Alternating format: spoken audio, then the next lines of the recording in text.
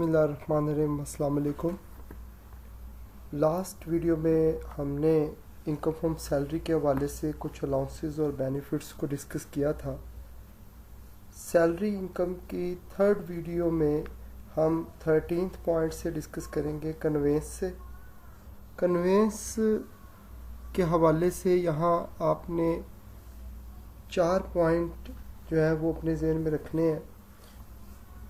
Convince के हवाले से जो पहला पॉइंट है कि अगर ऑफिस वाले आपको कन्वेंस की फैसिलिटी ना दें बल्कि कन्वेंस अलाउंस दें, तो आपने याद रखना है कि जो कन्वेंस अलाउंस है वो टोटली टैक्सेबल है। आपने उसे टोटली सैलरी इनकम में ऐड करना है।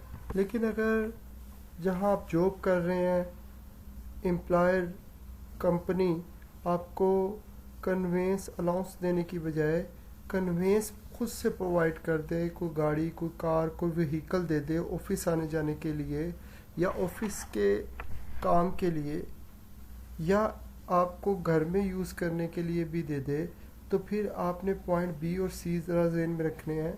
पॉइंट बी क्या है कि conveyance provided by employer for private purpose.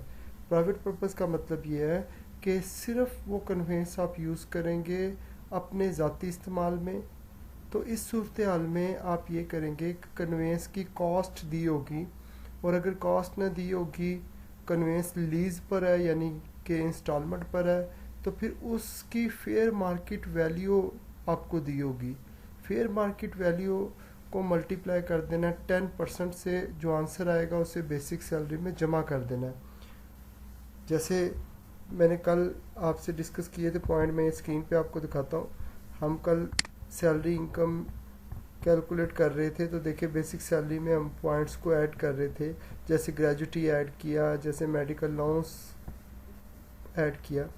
ऐसे ही हम जो है वो कन्वेंस का जो हमने भी कहा 10% लेकर वो हम क्या कर देंगे, ऐड कर देंगे। अच्छा, फिर अगर कन्वेंस ऑफिस वालों ने आपको प्रोवाइड की, एम्प्लॉयर ने प्रोवाइड की बोथ पर्पज़ के लिए। बोथ पर्पज़ का मतलब है कि उस कन्वेंस, उस गाड़ी, उस व्हीकल को आप प्राइवेट ज़ाती इस्तेमाल के लिए भी यूज़ कर सकते हैं और ऑफिस के लिए भी। इस सूरत हाल में आप ये करेंगे कि कॉस्ट या मार्केट वैल्यू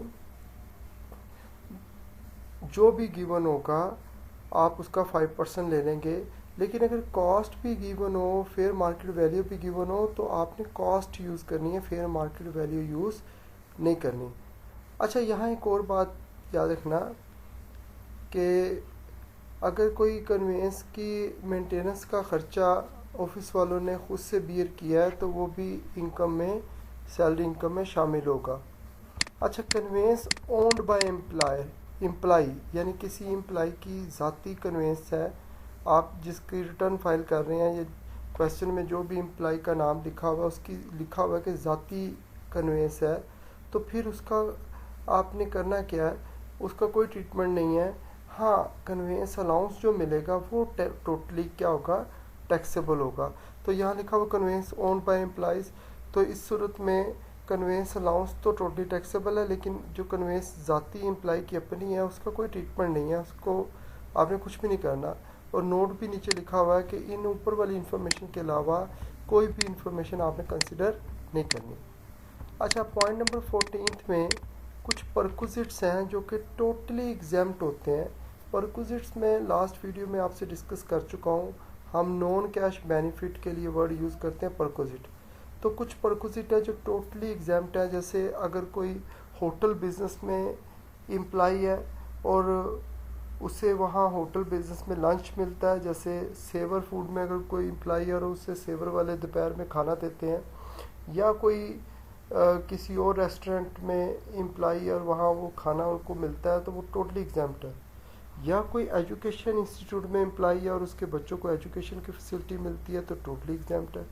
इसी तरह अगर कोई हॉस्पिटल में एम्प्लॉय है और हॉस्पिटल वाले उसको मेडिकल फैसिलिटी देते हैं फ्री, तो वो भी टोटली एग्जाम्प्ट है। अच्छा, बड़ा अहम पॉइंट हम डिस्कस करने लगे हैं, प्रोविडेंट फंड। प्रोविडेंट फंड थोड़ा सा कॉम्प्लिकेटेड पॉइंट है, इसमें मज़ीद डिस्कशन है और ये लॉन्ग क्वेश्चन भी पेपर में आ जाता है। प्रोविडेंट फंड की कैलकुलेशन हम आज सीखेंगे। प्रैक्टिकली भी मैं आपको एक्सेल की जो फाइल मैं दिखाता हूँ उस पर मैं प्रैक्टिकली भी आपको सिखा दूंगा, बता दूंगा। प्रोविडेंट फंड वो अमाउंट होती है जो एम्प्लॉय को रिटायरमेंट पे मिलती है ऑफिस की तरफ से। इस फंड को मेंटेन करने के लिए एम्प्लॉय की सैलरी से भी अमाउंट काटी जाती है लगातार, और जितनी अमाउंट एम्प्लॉय की सैलरी से काटी जाती है उतनी ही अमाउंट एम्प्लॉयर भी कंट्रीब्यूट करता है। जैसे सपोज करें कि अगर मेरी सैलरी से 5000 रुपीज़ पर मंथ ऑफिस वाले प्रोविडेंट फंड का काट लेते हैं तो उतना ही ऑफिस खुद से कंट्रीब्यूट करेगा, तो टोटल हो जाएगा 10,000 और ये अमाउंट कहीं इन्वेस्ट कर दी जाएगी। लगातार इसमें इन्वेस्टमेंट में इजाफा होता जाएगा और उस पर जो प्रॉफिट मिलेगा वो भी मेरे समझें कि अकाउंट का हिस्सा बनता जाएगा, तो वो भी इन्वेस्टमेंट ही होती जाएगी, इन्वेस्टमेंट बढ़ती जाएगी। तो प्रोविडेंट फंड की वर्किंग सीखने के लिए, उसका टैक्स ट्रीटमेंट सीखने के लिए आपने इस तरह से याद रखना है कि इस फंड में एम्प्लॉय भी कंट्रीब्यूट करता है और एम्प्लॉयर भी, और उस पर जो इंटरेस्ट मिलता है वो भी फंड का हिस्सा बन जाता है। और फिर जब एम्प्लॉय रिटायर होता है तो उसे लमसम अमाउंट मिलती है जिसे कहते हैं बैलेंस या लमसम बैलेंस, जैसे यहाँ लिखा हुआ है रिसीप्ट ऑफ अक्यूमुलेटेड बैलेंस। तो प्रोविडेंट फंड के वाले से ये चार बातें ज़हन में रखनी है। एम्प्लॉय कंट्रीब्यूशन यानी कि मेरा कंट्रीब्यूशन, एम्प्लॉयर कंट्रीब्यूशन यानी कंपनी का कंट्रीब्यूशन, और इंटरेस्ट यानी कि इन्वेस्ट करके जो उस पर प्रॉफिट मिला, और अक्यूमुलेटेड बैलेंस जब मैं रिटायर होऊंगा तो जो मुझे टोटल अमाउंट मिल जाएगी वो अक्यूमुलेटेड बैलेंस है। अब प्रोविडेंट फंड तीन तरह का होता है, जिनमें से दो तरह के प्रोविडेंट फंड का ट्रीटमेंट नहायत ही आसान है। अगर कोई गवर्नमेंट मुलाजम है और गवर्नमेंट मुलाजम होते हुए गवर्नमेंट ने प्रोविडेंट फंड मेंटेन किया हुआ है, तो अगर एम्प्लॉय कंट्रीब्यूट करता है, तो ये पहला कॉलम जहाँ मैं कर्सर लेके आ रहा हूँ यहाँ देखें, अगर एम्प्लॉय कंट्रीब्यूट करता है गवर्नमेंट प्रोविडेंट फंड में तो उसका कोई ट्रीटमेंट नहीं एम्प्लॉय के कंट्रीब्यूशन का। एम्प्लॉयर यानी गवर्नमेंट के कंट्रीब्यूशन का भी कोई ट्रीटमेंट नहीं, उस पर जो प्रॉफिट मिला वो भी एग्जाम्प्ट है, उसका भी कोई ट्रीटमेंट नहीं, और फिर आखिर में जो क्यूमुलेटिव बैलेंस मिलेगा उस वो भी एग्जाम्प्ट है, उसका भी कोई ट्रीटमेंट नहीं करना। एग्जाम्प्ट मतलब उस पर कोई टैक्स नहीं है। तो इस तरह गवर्नमेंट प्रोविडेंट फंड में चारों जो सिचुएशन है कि एम्प्लॉय का कंट्रीब्यूशन, एम्प्लॉयर का कंट्रीब्यूशन, और ये चारों जो कंट्रीब्यूशन और एक्यूमुलेटेड बैलेंस, ये मिलाकर इन पे कोई ट्रीटमेंट नहीं होगा। अच्छा, इससे पहले कि मैं रिकग्नाइज प्रोविडेंट फंड को डिस्कस करूँ, पहले अनरिकग्नाइज को डिस्कस कर लेते हैं। रिकग्नाइज और अनरिकग्नाइज में फ़र्क ये है कि रिकग्नाइज प्रोविडेंट फंड से मुराद ऐसा फंड है जो कमिश्नर इनकम टैक्स को एप्लीकेशन देकर आपने अप्रूव करवा लिया। अप्रूव करवाने के कई बेनिफिट्स हैं, जिनमें एक बेनिफिट ये है कि आपको टैक्स में बचत होगी। तो अगर अनअप्रूव प्रोविडेंट फंड होगा तो फिर उसका टैक्स ट्रीटमेंट पहले सीख लेते हैं, यानी कि ये थर्ड कॉलम वाला प्रोविडेंट फंड, क्योंकि तीन तरह का प्रोविडेंट फंड है, गवर्नमेंट प्रोविडेंट फंड, रिकग्नाइज्ड और अनरिकग्नाइज्ड। अच्छा, अगर अनरिकग्नाइज्ड प्रोविडेंट फंड क्वेश्चन में गिवन है और आपको कहता है एम्प्लॉय ने कंट्रीब्यूट किया सपोज करें 1 लाख, तो आपने इसका कोई ट्रीटमेंट नहीं करना, ऑलरेडी शामिल है सैलरी में।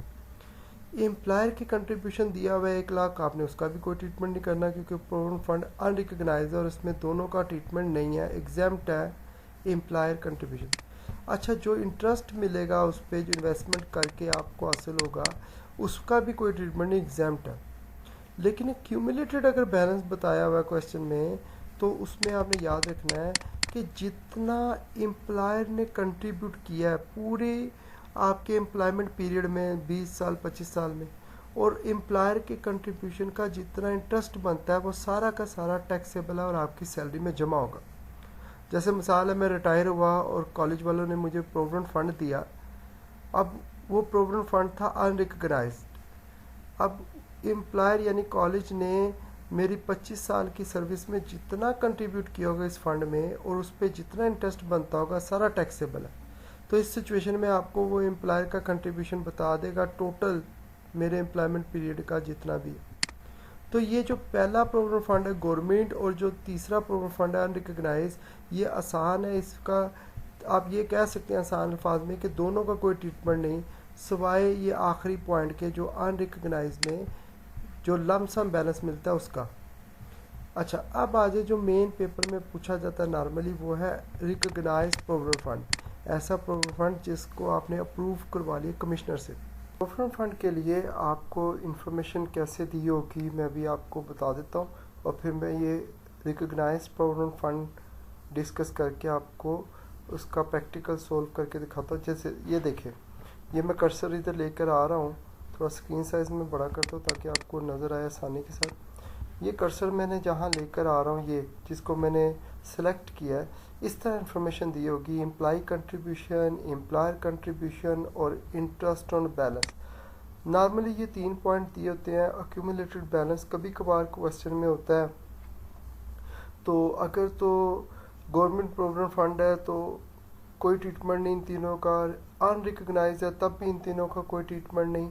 हाँ, अगर रिकग्नाइज प्रोविडेंट फंड है और आपको कहा जा रहा है कि प्रोविडेंट फंड रिकग्नाइज है, जैसे यहाँ लिख देता हूँ रिकग्नाइज प्रोविडेंट फंड, तो इनका ट्रीटमेंट होगा। और कैसे होगा वही हमने सीखना है। मैं आपको वो ट्रीटमेंट सिखाता हूँ, ज़रा देखें। अच्छा, रिकग्नाइज प्रोविडेंट फंड के केस में आपने करना क्या है, अगर तो एम्प्लॉय का कंट्रीब्यूशन दिया हुआ है तो वो ऑलरेडी सैलरी में शामिल होता है, उसका कोई ट्रीटमेंट नहीं, नो इफेक्ट। लेकिन अगर एम्प्लॉयर का कंट्रीब्यूशन दिया हुआ है तो फिर क्या करेंगे कि एम्प्लॉयर का कंट्रीब्यूशन एग्जेम्प्ट है, कितना, 10% ऑफ सैलरी या 1,50,000, दोनों में से जो कम होगा वो एग्जेम्प्ट है और बाकी सारा टैक्सेबल। यहाँ सैलरी से मुराद basic salary plus dearness allowance है। याद रखना, वर्ड यहाँ हमने सैलरी यूज़ किया है, बेसिक सैलरी नहीं। सैलरी तो भी हमने निकाली नहीं, सैलरी के लिए तो हम ये वर्किंग कर रहे हैं। तो यहाँ सैलरी से मुराद basic salary plus dearness allowance है अगर क्वेश्चन में गिवन है।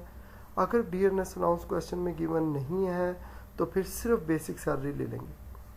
तो इंटरेस्ट का क्या करना है, इंटरेस्ट का वो कहता है इंटरेस्ट भी एग्जेम्प्टेड है, कितना, अप टू 16%, 16% तक इंटरेस्ट एग्जेम्प्ट है। मतलब जो भी रेट हमें बताएगा हमने देखना है कि 16% तक कोई ट्रीटमेंट नहीं, या 1/3 ऑफ सैलरी, सैलरी से मुराद है basic salary plus dearness allowance. सिर्फ प्रोविडेंट फंड के केस में ये मैं बता रहा हूँ कि सैलरी से मुराद basic salary plus dearness allowance है, तो एग्जाम्प्ट इंटरेस्ट 16% या 1/3 ऑफ सैलरी, सैलरी मतलब basic salary plus dearness allowance.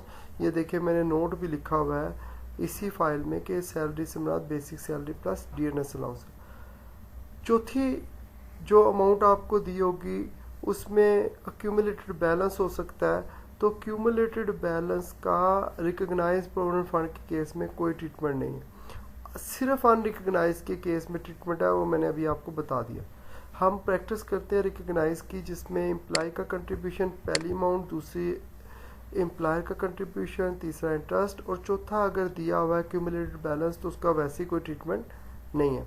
तो मैं आपको प्रैक्टिकली ये समझाता हूँ ताकि आपको समझ आ जाए आसानी से। मैंने यहाँ ये देखिए राइट साइड पे मैंने फॉर्मेट बनाया हुआ है जिस पे हम लास्ट वीडियो में काम कर रहे थे। ये लास्ट पॉइंट हमने ग्रेजुटी किया था इस पे, और ये लेफ्ट साइड पे मैंने अमाउंट ऑलरेडी लिखी हुई है। और ये अमाउंट मैंने किस चीज़ की लिखी है, रिकग्नाइज प्रोविडेंट फंड को बता रहा हूँ। और इसमें मैं ये बता रहा हूँ कि एम्प्लॉय का कंट्रीब्यूशन 1 लाख है, एम्प्लॉयर का 1 लाख, और इंटरेस्ट है 18% रेट से 18,000। ये रिकग्नाइज प्रोविडेंट फंड का जिक्र हम कर रहे हैं इस छोटी सी एग्जांपल में। आपने याद रखना कि पेपर में वो सवाल में यही कुछ देगा जो 3 बातें मैंने बताई हैं रिकग्नाइज के हवाले से। अब मैं आपको सोल्व करके बताता हूँ, लेकिन इस सोल्व करने से पहले मैं देखता हूँ कि मेरी इस एग्जांपल में क्या मैंने डियरनेस अलाउंस लिखा हुआ है। अगर मैंने डियरनेस अलाउंस नहीं लिखा हुआ तो फिर मुझे पता है कि मैंने सिर्फ बेसिक सैलरी लेनी है। इस छोटी सी एग्जांपल में बेसिक सैलरी तो है लेकिन डियरनेस अलाउंस नहीं है। अगर होता तो मैं क्या करता, मैं आपको स्क्रीन पे दिखाता हूँ। अगर डीएनएस अलाउंस भी होता तो मैं सैलरी कैसे निकालता। यहाँ सैलरी से मुराद क्या है, सिर्फ प्रोविडेंट फंड के केस में सैलरी से मुराद है basic salary plus DNS allowance. सिर्फ किस केस में मैं बता रहा हूँ, किस केस में मैं बता रहा हूँ कि प्रोविडेंट फंड के केस में सैलरी का मतलब ये है। अच्छा, अब मैं वो जो छोटी सी एग्जांपल मैंने आपको शो की थी, इसको मैं सोल्व करता हूँ। इसको मैं कैसे सोल्व करूँगा, रिकॉग्नाइज प्रोविडेंट फंड है, एम्प्लॉय का कंट्रीब्यूशन 1 लाख है, टोटली जो है वो कंट्रीब्यूशन जो है एम्प्लॉय का वो इनर कॉलम में लिख के छोड़ देना, उसका कोई ट्रीटमेंट नहीं। तो मैं यहाँ सोल्व करता हूँ, हेडिंग देता हूँ रिकॉग्नाइज प्रोविडेंट फंड। अब मैं नीचे ट्रीटमेंट करता हूँ। सबसे पहले मैं लिखता हूँ एम्प्लॉय कंट्रीब्यूशन। एम्प्लॉय कंट्रीब्यूशन आप इनर में लिख के छोड़ दें, 1 लाख, कोई ट्रीटमेंट नहीं है। मैं इसको डबल लाइन कर देता हूँ ताकि आपको समझ आ जाए कि इसका कोई ट्रीटमेंट हमने नहीं किया। इसके बाद जी एम्प्लॉयर कंट्रीब्यूशन है। एम्प्लॉयर कंट्रीब्यूशन के हवाले से मैंने भी आपको बताया कि आपने ये बात याद रखनी है कि ये कंट्रीब्यूशन एग्जैम्प्ट है। कितना एग्जैम्प्ट है, एग्जैम्प्ट है 10% ऑफ सैलरी। सैलरी मतलब यहाँ basic salary plus DNS allowance, और एग्जैम्प्ट है 1,50,000। दोनों में से जो कम होगा वो एग्जैम्प्ट होगा, बाकी सारा टैक्सेबल। तो एग्जैम्प्ट है कितना, एक तो 10%, मैं यहाँ 10% ले लेता हूँ साथ ही एग्जैम्प्ट के साथ। बेसिक सैलरी मैंने ऊपर आपको दिखाई इसकी है, मैं फिर देख लेता हूँ 6 लाख है कि 8 लाख है, 6 लाख है। इसका मैंने 10% लिया, 10% ऑफ 6 लाख, तो वो आ गया जी, इनर से भी इनर में लिख रहा हूँ, वो आ गया 60,000। या टैक्स डिपार्टमेंट ने कहा इसको फिर कंपेयर करो, या 1,50,000। इन दोनों में से जो लेस होगा, जो कम होगा, वो एग्जैम्प्ट होगा, वो माइनस करना है। तो दोनों में से कम 60,000 ही है, वो मैं माइनस कर दूंगा। और बाकी जो एम्प्लॉयर का कंट्रीब्यूशन है वो बनता है कितना, वो बनता है 40,000, वो मैं आउटर कॉलम में, मेन कॉलम में लिख दूंगा। अच्छा, इसी तरह अब तीसरी अमाउंट जो है वो इंटरेस्ट की है, तो मैं अब ट्रीटमेंट करने लगा इंटरेस्ट ऑन बैलेंस। अच्छा, इंटरेस्ट ऑन बैलेंस के हवाले से आपको ज़रा वर्किंग में थोड़ी केयर करनी पड़ेगी। इंटरेस्ट ऑन बैलेंस आपको कितने % दिया हुआ है, ये मैं कर्सर लेकर आ रहा हूँ, 18% रेट से 18,000 दिया हुआ है। तो मैं इनर कॉलम में पहले इंटरेस्ट लिखता हूँ 18,000। मैं ये भी कर सकता हूँ कि एक लाइन छोड़ दूँ ताकि आपको सारी समझ आ जाए। ये देखिए 18,000।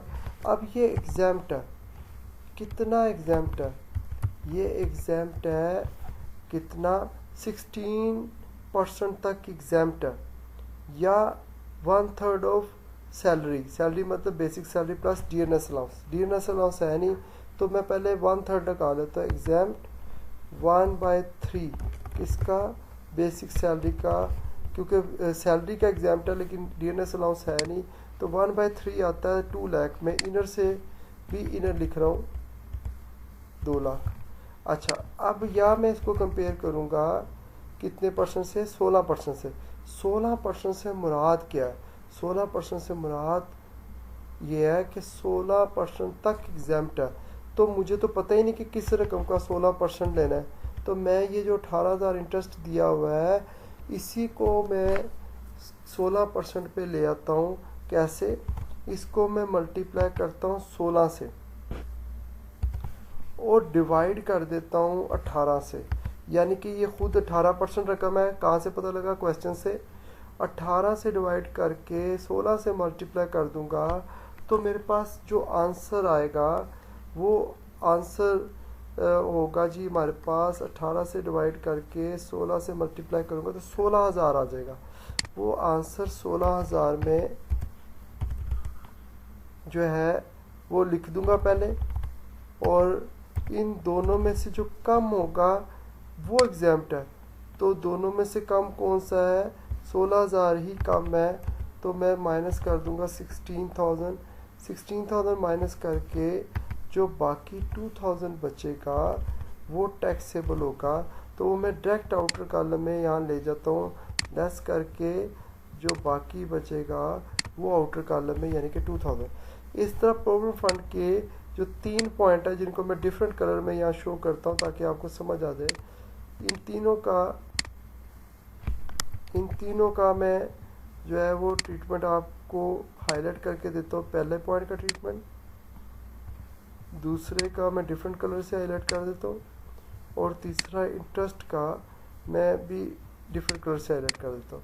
अच्छा, अब ये प्रोविडेंट फंड के हवाले से डेफिनेटली आपको समझ आ गई होगी।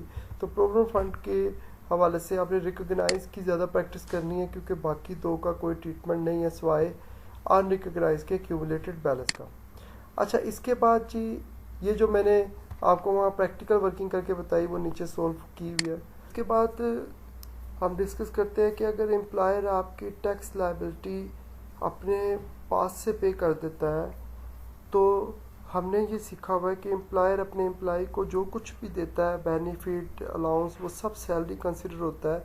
तो जो एम्प्लॉयर आपका टैक्स दे रहा है, सैलरी पर जो टैक्स दे रहा है वो अपने पास से दे रहा है, तो फिर उसका टैक्स ट्रीटमेंट हमने कैसे करना है, वो डेफिनेटली सैलरी में जमा हो जाएगा। लेकिन किस तरह से वर्किंग करनी पड़ेगी, ये वर्किंग के लिए आपको ये फार्मूला यूज़ करना है। वो फार्मूला है tax on salary income divide by 100 minus rate of tax use multiply 100।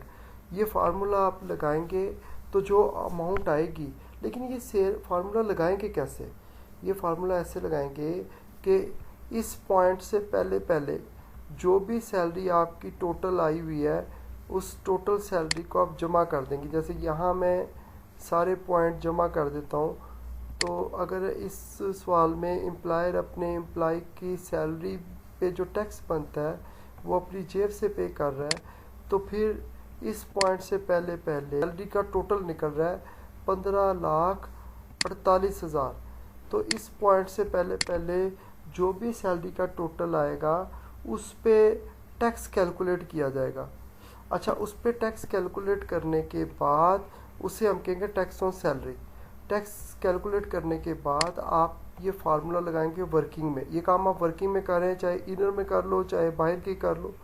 उसके बाद आप फार्मूला लगाएंगे टैक्स ऑन सैलरी जो आपने निकाला होगा उसे डिवाइड करोगे 100 से, लेकिन 100 से डिवाइड करने से पहले 100 में से माइनस कर देना है वो स्लैब रेट जो आपने ये टैक्स ऑन सैलरी निकालने के लिए यूज़ किया, मल्टीप्लाई बाय 100, तो आपके पास एक अमाउंट आ जाएगी। उसे आप अपनी सैलरी में जमा करके दोबारा फिर नॉर्मल प्रोसीजर से जैसे टैक्स कैलकुलेट करते हैं वैसे ही करेंगे। मैं फिर बताता हूँ, अगर एम्प्लॉयर आपकी सैलरी पे जो टैक्स बनता है वो पे करता है, तो इस पॉइंट से पहले जो सैलरी बनती है, यानी कि इस पॉइंट के अलावा जितने भी सैलरी के पॉइंट है वो सब जमा कर देंगे, एक अमाउंट आ जाएगी। उस पर रेट अप्लाई करके वर्किंग में टैक्स निकालेंगे, लेकिन वो टैक्स लिखना नहीं है, उसको आपने अमाउंट को इस फार्मूले में पुट करना है। किस फार्मूले में? ये वाले में, tax on salary divide by 100 minus जिस रेट को यूज़ करके आपने सैलरी पे टैक्स निकाला। अब जो आंसर आएगा उसे आप इस सैलरी इनकम में जमा कर देंगे और टोटल सैलरी निकाल लेंगे। अगर और पॉइंट भी हैं तो उसके बाद वो पॉइंट करेंगे और उसी तरह करेंगे जैसे आप प्रोसीजर करते हैं। जब मैं प्रैक्टिकल क्वेश्चन करूँगा तो इस पॉइंट को लाजमी प्रैक्टिकली सोल्व करूँगा। अभी आज की जो हम वीडियो का आखिरी पॉइंट डिस्कस करने जा रहे हैं, मिसलिनियस पॉइंट। ये कुछ पॉइंट है जिनका टैक्स ट्रीटमेंट दिया हुआ है, आप इसको ज़रा देखें। ओवर टाइम पे टोटली टैक्सेबल, यानी कि सैलरी इनकम में जमा हो जाएगी। इसी तरह special pay totally taxable, reward on passing an examination totally taxable, research allowance totally taxable, education allowance totally taxable, orderly allowance, salary of watchman, sweeper और servant of domestic servant paid by employer totally taxable. इसी तरह membership fee, qualification pay, part time pay, ad hoc relief allowance, lower gymkhana membership fee paid by employer, special relief allowance, computer allowance, fees for training course paid by employer totally taxable. लेकिन ये जो second last point है 19 number, ये reimburse हो रहा है bill, internet bill जो आप ऑफिस के काम के लिए आपको इंटरनेट लगाना पड़ा और आप उसका बिल पे कर रहे हो, ऑफिस वाले कहते हैं बिल हमारे पास लाना, हम आपको रीइंबर्स कर देंगे, तो टोटली एग्जाम्प्ट है। इसी तरह इंटरनेट बिल रीइंबर्स हो रहा है लेकिन आप ज़ाती इस्तेमाल के लिए वो इंटरनेट यूज़ कर रहे हो तो वो टोटली टैक्सेबल है। इस तरह आप सैलरी के ये सारे पॉइंट हमने डिस्कस कर लिए। इनमें से एक पॉइंट जिसका मैं प्रैक्टिकली अगले वीडियो में आपको सोल्व करके दिखाऊंगा वो है tax on salary paid by employ. अगर आप काजी शहजाद की बुक से पढ़े हैं तो उसकी बुक में तीसरा, चौथा, पांचवा या छठा क्वेश्चन, ये सारे क्वेश्चन में ये पॉइंट मौजूद है, आप वहाँ से प्रैक्टिस कर सकते हैं। तो इंशाल्लाह अगली वीडियो में हम मिलते हैं। अल्लाह हाफिज़।